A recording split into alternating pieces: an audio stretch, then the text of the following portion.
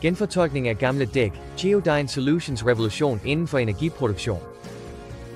Forestil dig en verden, hvor kasserede, støvede gamle dæk forvandles til det brændstof, der driver jetfly, der svæver på himlen, eller lastbiler, der cruiser på motorvejene. Det virker som en side fra en science fiction roman. Denne fortælling springer ud fra siderne og ind i virkeligheden takket være Geodyne Solutions og deres banebrydende initiativ med dæk til energi. Lad os træde ind i verdenen af dækforvandling og opdage dens mange fordele. Wine. Håndtering af dækmanden. Hvert år når millioner af dæk enden af deres livscyklus. Ladt uden opsyn bliver de miljømæssige farer, der optager store landområder og skaber ynglepladser for skadedyr. Geodyne-løsningen udnytter dette affald og forvandler potentielle miljøkatastrofer til uvurderlige energikilder. DAI. Brændstof til fremtiden. Jetbrændstof. At rejse vil føles en smule mere miljøvenligt, når du indser, at det fly, du er i, delvis drives af genanvendte dæk. Biodieselkøretøjer. På vejene kan nu køre på renere, bæredygtig biodiesel, fremstillet af gamle dæk, hvilket markerer et skift mod grønnere transport. Båd- og lastbilbrændstof. Vores maritime og godstransportsektorer, som er vitale hjul i den globale økonomi, kan også drage fordel af denne bæredygtige energikilde. 3. Elektriske drømme. Udover blot brændstof, strækker den transformative kraft af gamle dæk sig til elproduktion.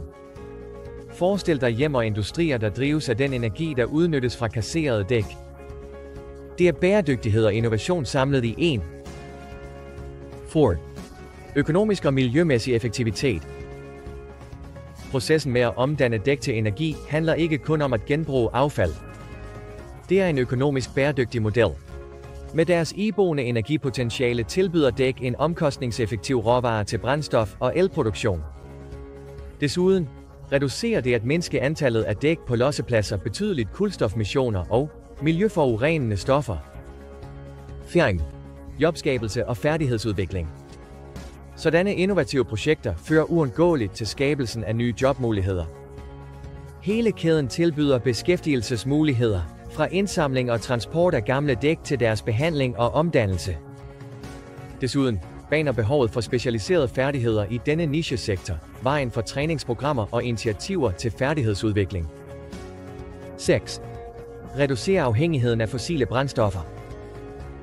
Ved at vende os mod alternative energikilder som dem, der stammer fra dæk, reducerer vi gradvist vores afhængighed af ikke-vedvarende fossile brændstoffer.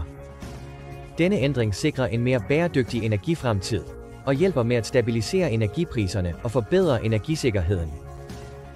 7. Innovation driver yderligere forskning.